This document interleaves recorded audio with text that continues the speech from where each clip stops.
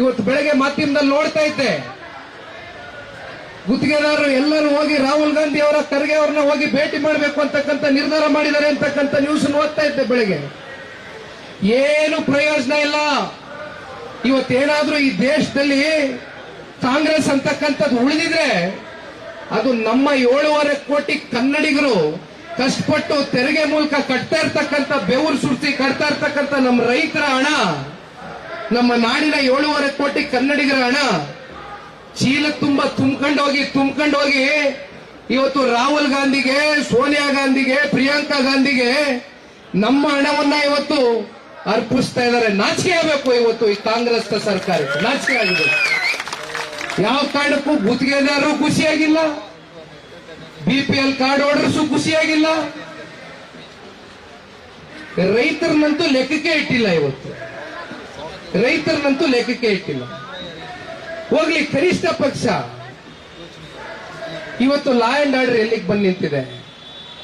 ಕಾನೂನು ಸುವ್ಯವಸ್ಥೆ ಅಂತಕ್ಕಂಥದ್ದು ಮೊನ್ನೆ ದಿನ ಮೈಸೂರಿನ ಉದಯಗಿರಿಯ ಒಂದು ಇನ್ಸಿಡೆಂಟ್ ಪೂರ್ವ ಆಯೋಜಿತ.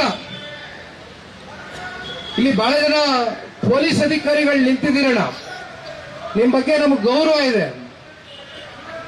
ಕಾನೂನನ್ನ ರಕ್ಷಣೆ ಮಾಡತಕ್ಕಂಥ ಪೊಲೀಸ್ ಅಧಿಕಾರಿಗಳ, ಪ್ರಮುಖ ಪೊಲೀಸ್ ಅಧಿಕಾರಿಯ ಕಾರ್ ಮೇಲೆ ಕೆಲವೊಂದಷ್ಟು ಸಮುದಾಯದ ಒಂದು ವರ್ಗದ ಗೂಂಡಗಳು ಪೂರ್ವ ನಿಯೋಜಿತ ಕಲ್ಲುಗಳನ್ನ ಇಟ್ಕೊಂಡು ಆ ಕಾರಿಗೆ ಕಲ್ಲನ್ನ ಎಸಿತಕ್ಕಂಥದ್ದು ನೋಡ್ತೀವಿ ಅಂತಕ್ಕಂಥದ್ದಾದ್ರೆ ಇವತ್ತು ಕಾನೂನು ಸುವ್ಯವಸ್ಥೆ ಎಲ್ಲಿಗೆ ಬಂದು ನಿಂತಿದೆ?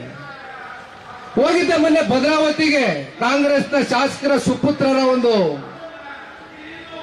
ದಬ್ಬಾಳಿಕೆ, ದೌರ್ಜನ್ಯ, ಒಂದು ಮಹಿಳೆ ಅಧಿಕಾರಿಗೆ ಅವರು ಮಾತನಾಡಿರ್ತಕ್ಕಂಥ ಮಾತುಗಳು ನಿಜಕ್ಕೂ ಕೂಡ ಒಬ್ಬ ನಾಗರಿಕನಾಗಿ ಇವತ್ತು ವೇದಿಕೆ ಮೇಲೆ ನಿಂತು ಮಾಧ್ಯಮದ ಮುಂದೆ ಮಾತನಾಡ್ತಕ್ಕಂಥ ಮಾತುಗಳೆಲ್ಲ. ಆದ್ರೂ ಮಾಧ್ಯಮಕ್ಕೆ ನಾನು ಧನ್ಯವಾದ ಹೇಳಬೇಕು, ಅಭಿನಂದನೆ ಹೇಳಬೇಕು. ಇಡೀ ರಾಜ್ಯದ ಗಮನ ಸೆಳೆದ್ರಿ.